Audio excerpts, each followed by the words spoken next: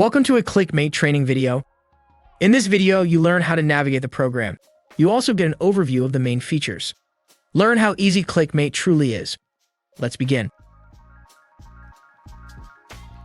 There are three main components to highlight. 1.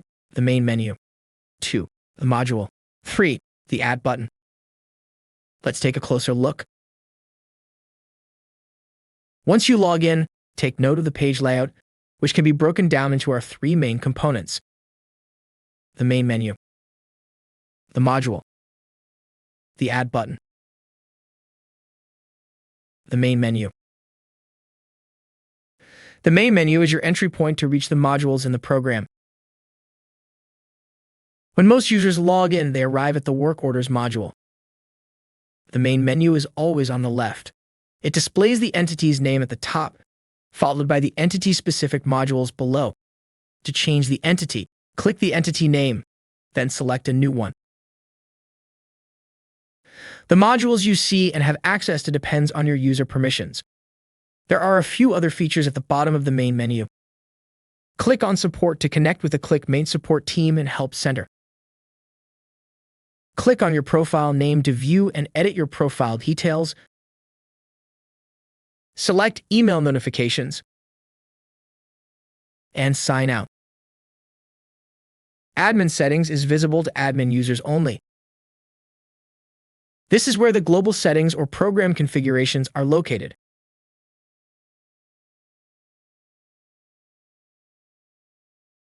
And finally, there's the collapse icon to minimize the menu to icons only. The main menu serves as the entry point for all program details. The module. Modules are where you can view and edit existing information, as well as add new data. When you open a module, you see the title at the top and a list view of information below. Use the search field next to the module's title and enter a keyword to find specifics. You can also use the filters at the top of the list to locate information. For example, use the quick filters to select options from the drop-down menu. Click on the Turn Filters to view and manually add or remove filters from your list view. To the right of the screen, use the export icon to save the module's information on your computer, then export to a different file. You also have the Settings feature. Click on the Settings icon to customize your module's list view. Choose how many rows you want to see in your list.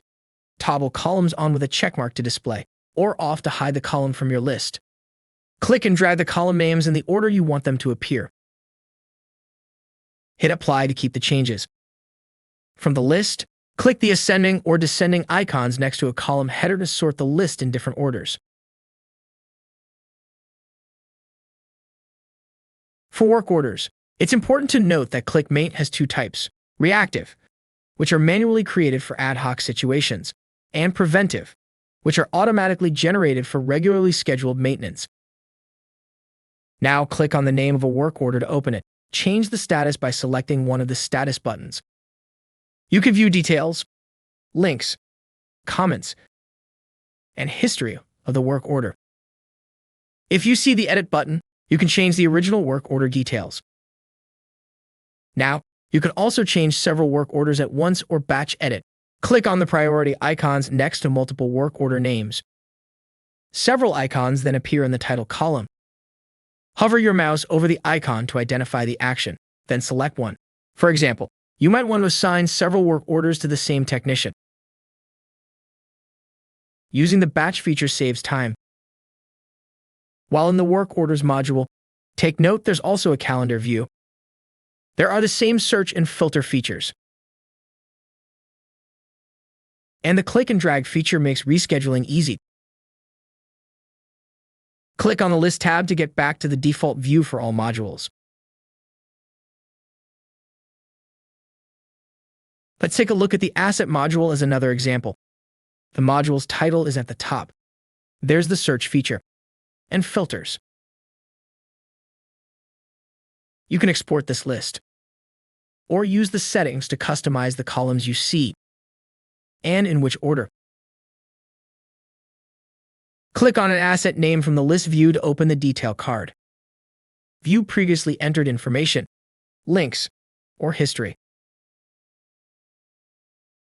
From an asset detail card, you can even create a new work order. If you see the Edit button, you can open the asset form and change or update the asset information. Select the Save button to keep changes or the Discard Changes button to cancel. Click on an X to close the window. As you can see, most modules have similar navigation and features.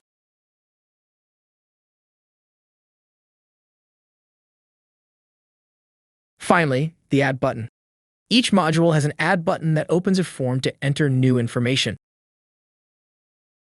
From the Asset module, admins can click on the Add button to add new equipment. Any field on a form marked with an asterisk is mandatory to fill in. All other fields are optional. The more information you enter, the better. Hit the Save button to keep info or cancel to discard. Saved information jumps in alphabetical order in the module's list view. From the Work Orders module, users can add or create a new work order. When you fill out the new work order form, similar rules apply. Any field marked with an asterisk is required, and all other fields are optional. The work order form is where you determine if you are creating a reactive work order or preventive work order with a reoccurring schedule.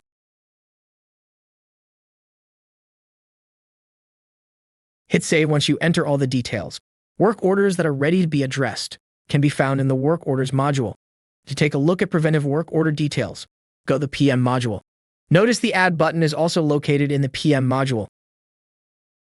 From the Request module, you can approve, decline, or put requests on hold.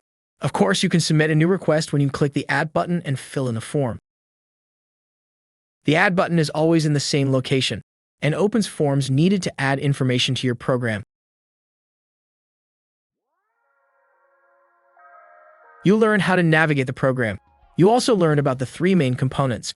The main menu is simple to use. The modules all have a consistent layout and features. The Add button opens forms to add information such as data, work orders, or requests. Click Maint makes it easy